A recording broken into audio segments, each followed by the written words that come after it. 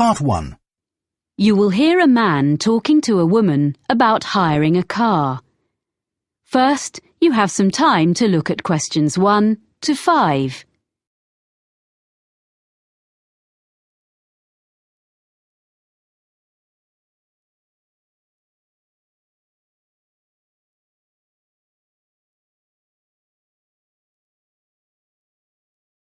Now we shall begin.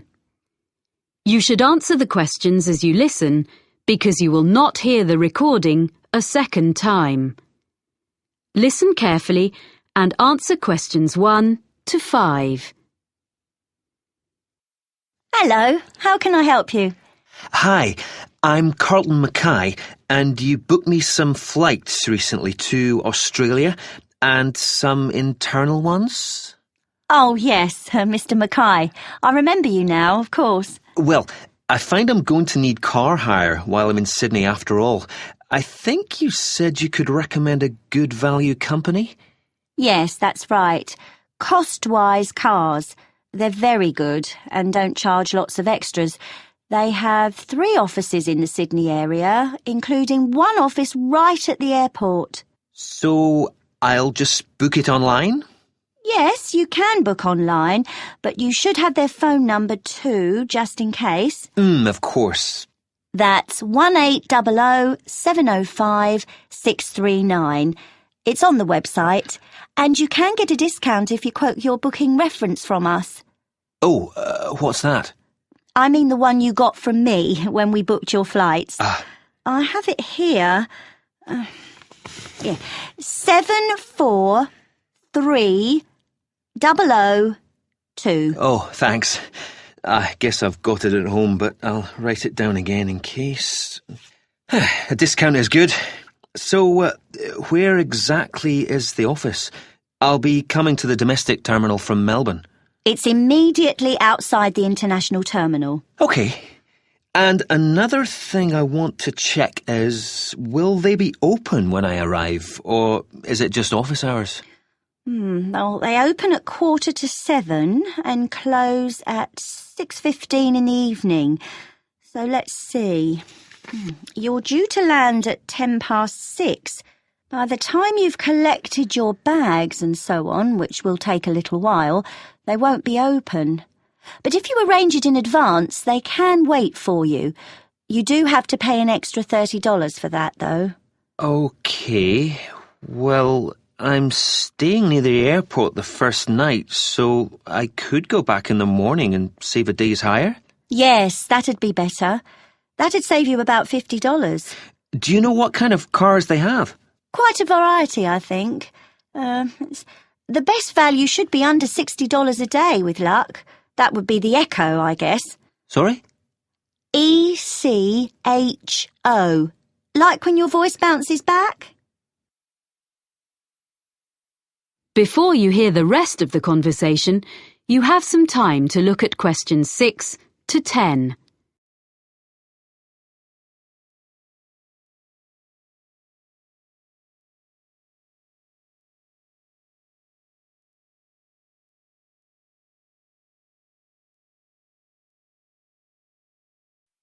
Now listen and answer questions 6 to 10. I suppose I have to book online before I leave? That's the best way. They won't deduct any charges until you finish with the car, but they do need your credit card number when you book, and of course they'll want to see your driving licence when you collect. How long will you need it? I'm in Sydney for 7 days. I'll only actually need to use it on 3 or 4 of those days, I hope, but I'll keep it for the whole week. I guess it's going to be a few $100s. Can you suggest anything I can do to keep the cost down? Oh, you get quite a big discount if you do less than 1,000 kilometres in the week. Oh, that's good. I don't suppose I will be driving that far, actually. But, oh yes, the other thing I should mention is the insurance. It's included in the price. Oh, that is good value then. Yes, but what you must remember is that it doesn't cover anything except the car, so you must be careful not to leave anything at all in it when you park, because your luggage isn't insured. even if it's out of sight, locked in the boot. Yeah, well, I think my travel policy will cover that, actually. Good. OK, and can I return the car outside office hours? My flight home is very early in the morning. Can I put the keys through the door or something?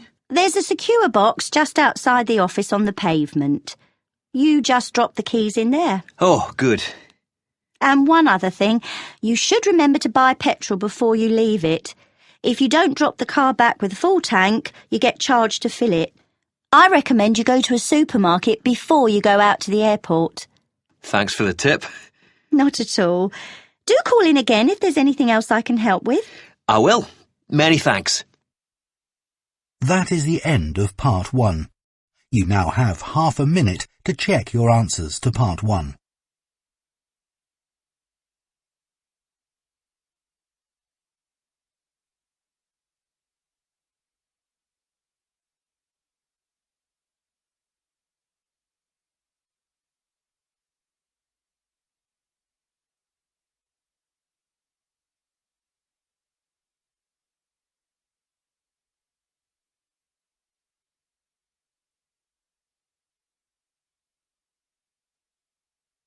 Part 2. You will hear a speaker from the hotel industry addressing a group of young people about careers with her firm. First, you have some time to look at questions 11 to 15.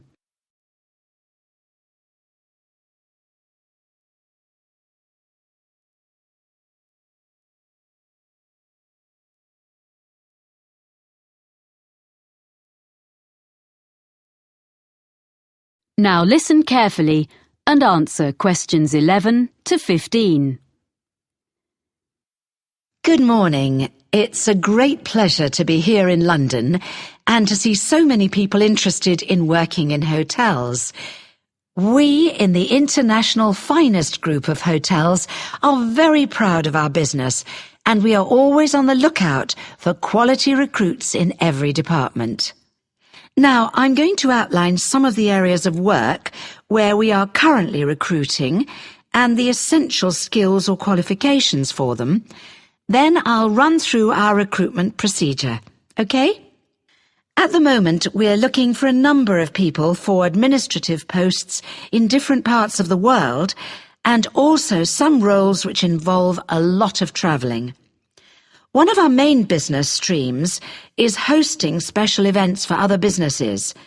If you have good communication and organisational skills, with a good level of fluency in at least one European and one non-European language, I'd suggest you think about becoming part of the team which sets up these events for all our centres. This would mean being based full-time in our London office.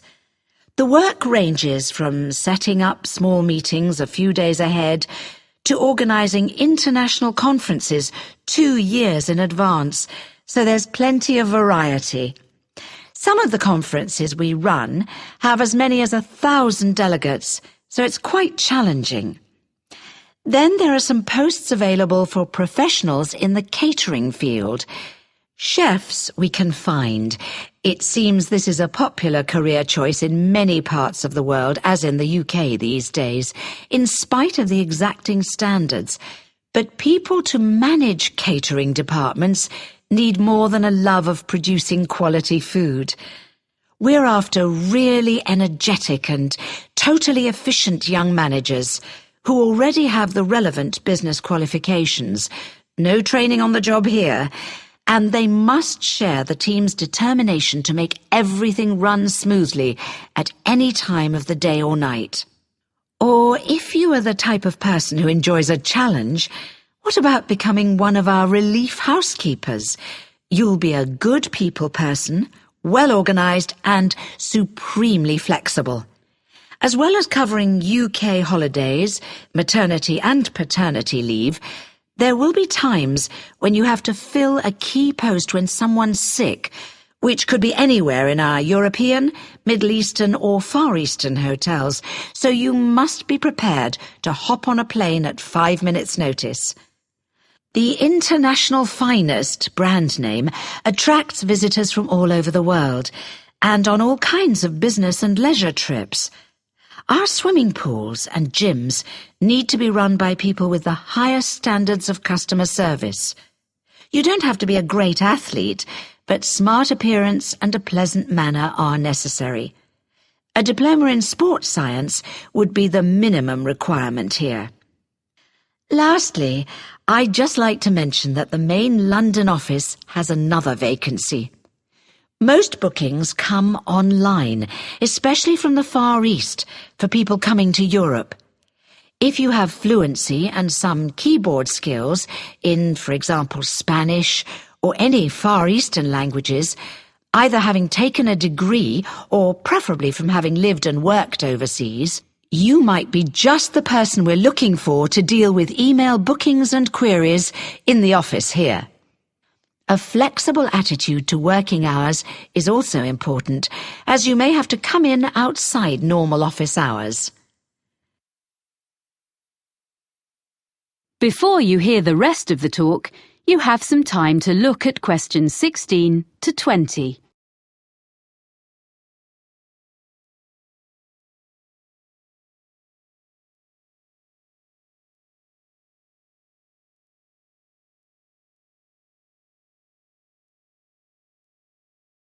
Now listen and answer questions 16 to 20. So that's an overview of the kind of jobs. Now, how to get them. First of all, provided you have a UK work permit, you can go online and register an interest in working for us. By return, you'll receive a unique applicant's code, which is your personal identification number and which we'll use in all communications.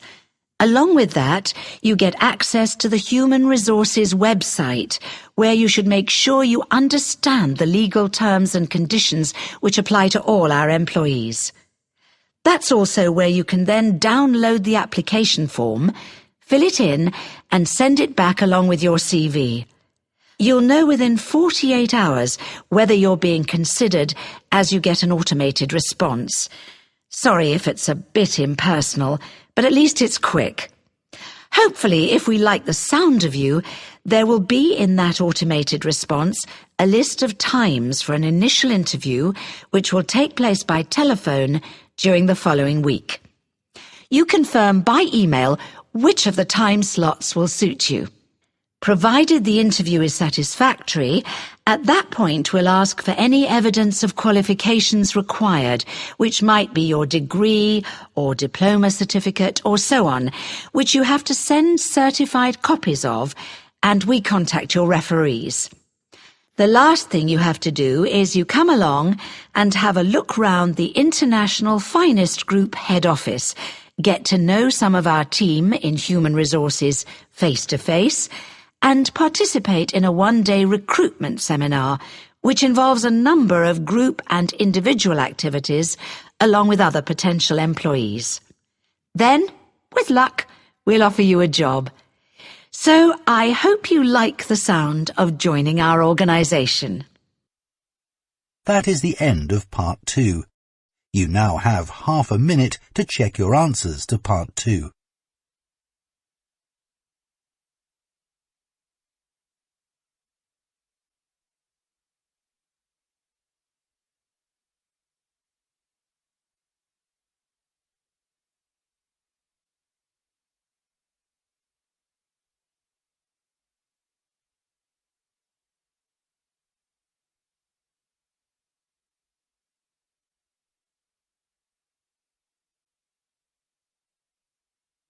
Part 3. You will hear a student of landscape architecture discussing a project with his tutor. First, you have some time to look at questions 21 to 24.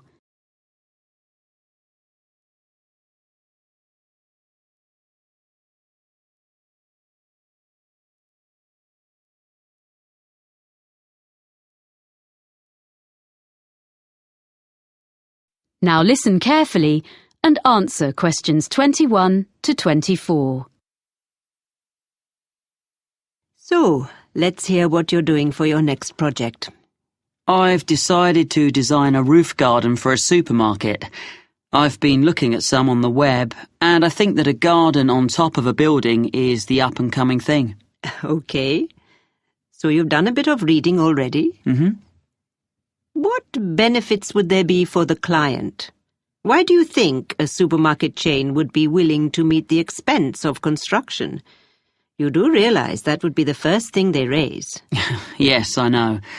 But I'd explain that in spite of the initially high expense, they would save that much in approximately 5 years. Well, I'd have to do sums. Calculate specifically. Yes. How would the saving come about? Mainly through lower heating and aircon bills. The extra insulation offered by having a layer of living plants in the soil would make a huge difference. Okay. But they might feel the expense of maintenance would be an issue. After all, supermarkets don't normally employ gardeners. What I thought was, if they made it a community garden, rather than a simple, low-maintenance green roof... So there'd be public access? Oh, yes. Then there'd be a sense of ownership in the local community, and people could take responsibility for it, instead of the supermarket paying a commercial company, and it'll really boost their public relations. That's a good point. And have you been looking into how roof gardens are built nowadays? I'm still exploring that. But if I take advantage of the latest technologies for roof gardens, it shouldn't be too difficult. But in any case, you have to use lightweight materials. But that's a matter of making the right choices. You can even use quite traditional ones, such as wood, for the planting areas. Yes, that's what I thought.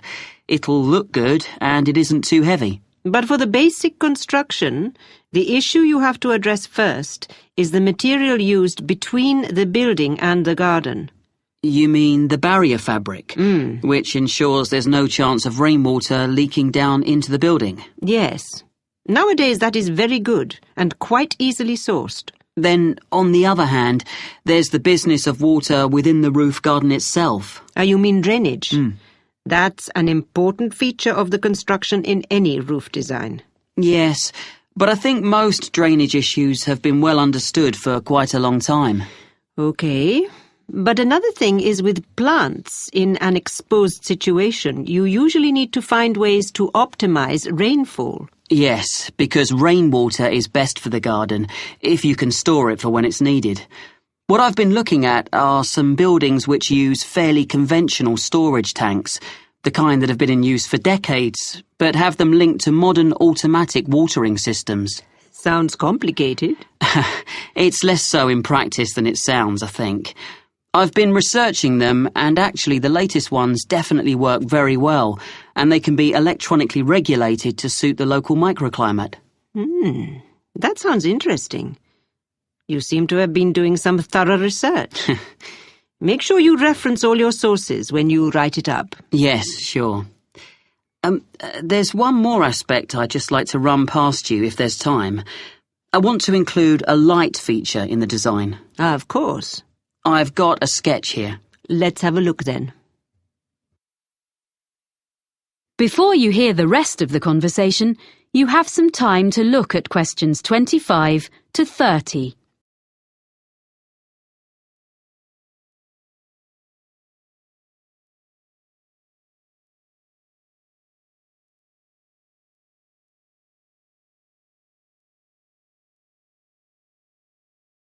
Now listen and answer questions 25 to 30.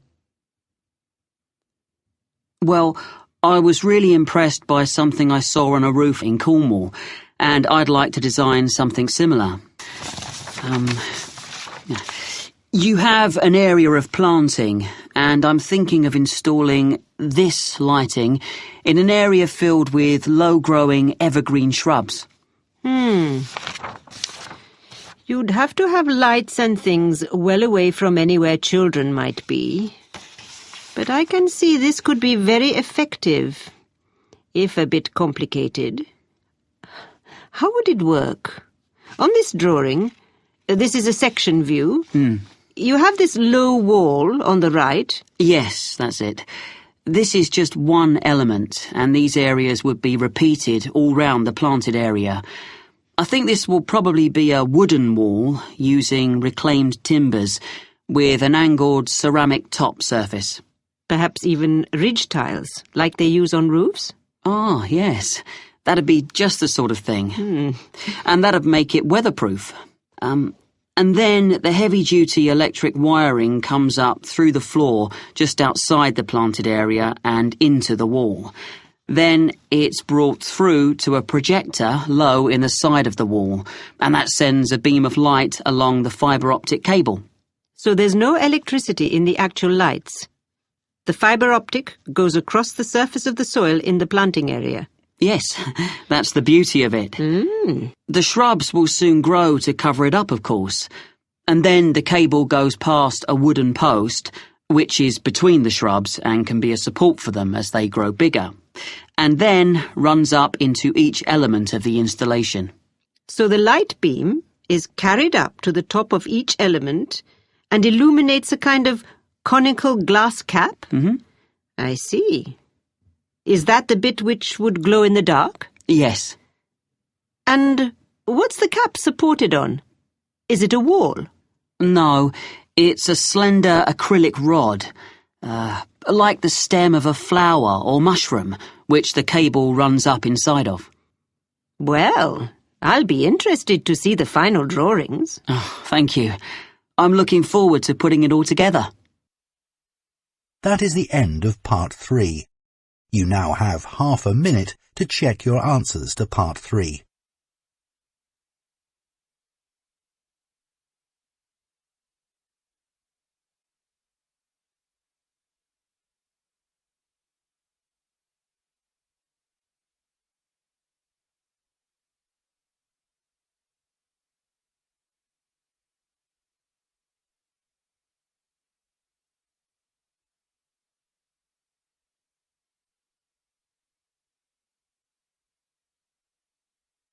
Part 4. You will hear a geography student giving a presentation about sand to fellow students. First, you have some time to look at questions 31 to 40.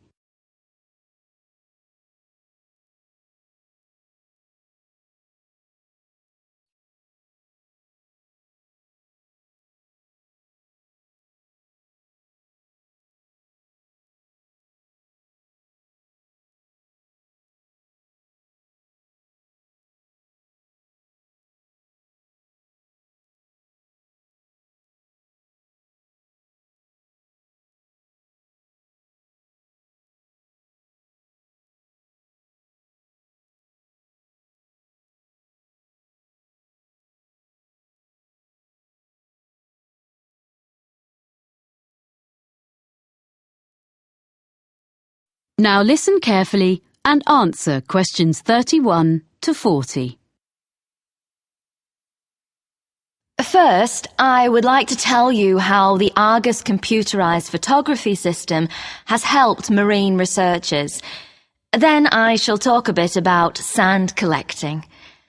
Well, Argus is the system Dr. Rob Holman developed when he was working at a research pier on the coast of North Carolina about 20 years ago. This pier stretches out over the water, and it's the longest research pier in the world, with an observation tower on the end of it. The researchers there make precise measurements of how the sand moves about under the waves. This research is critical to the study of beach erosion in places where the coastline is being worn away. The Argus system helps to solve the difficulties encountered by these researchers. The system correlates the data from under the water with what Dr. Holman gets from his fixed camera, which is mounted above the water on the pier and uses time-lapse photography.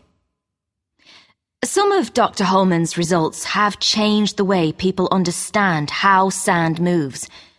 To quote S. Jeffreys Williams, a coastal geologist with the United States Geological Survey, the system is a critical piece of new technology, And the Argus system allows us to quantify and document visually the changes to the coast on a variety of different time frames. A lot of these take place when there is a storm, or at other times when it is difficult to have people out on the beach making observations and taking measurements.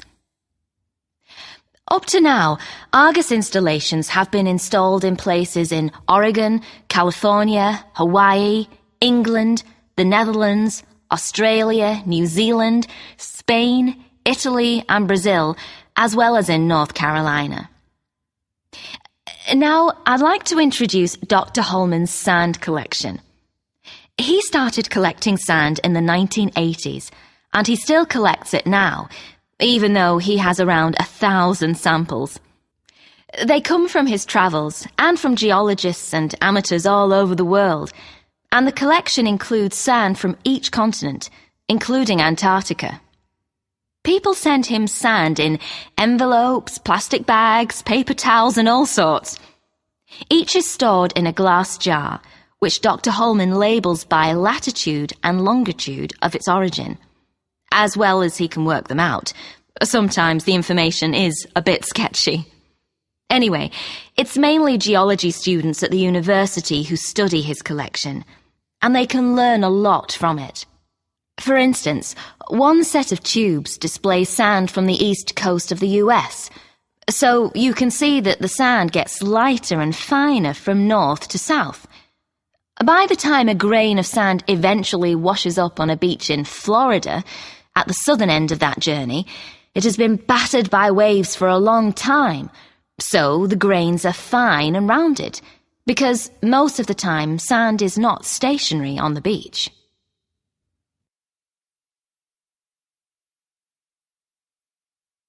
Okay, so if you'd like to collect sand and maybe even send some to Dr. Holman, how should you go about it? Well, the list of equipment is very short and easy to find, but you should keep a supply when you're travelling, as you never know when you'll come across an interesting sand sample. One really handy thing for digging sand, especially if it's hard or frozen, is a spoon. It's perfect for that. If you're travelling by air, it'll have to be plastic, but metal is preferable, as plastic tends to break.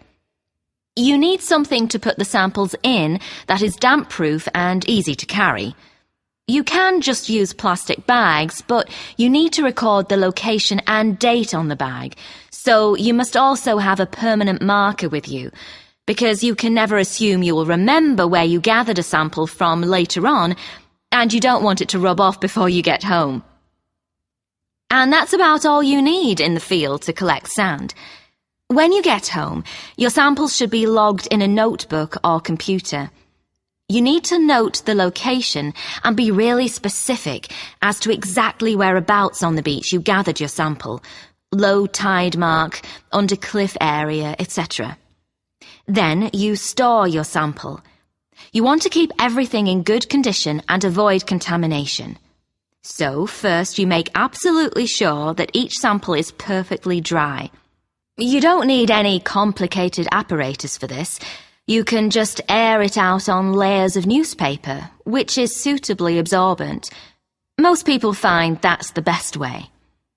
Then, lastly, but this is really important, before there can be any chance of confusing this later sample with another, you put it in a clean small bag or a jar, and you must stick an identification label on straight away. Some people put one inside as well, in case the outer label falls off, but that's up to you. Well, that's about all you need to know to get started as a sand collector. Any questions? That is the end of part 4. You now have half a minute to check your answers.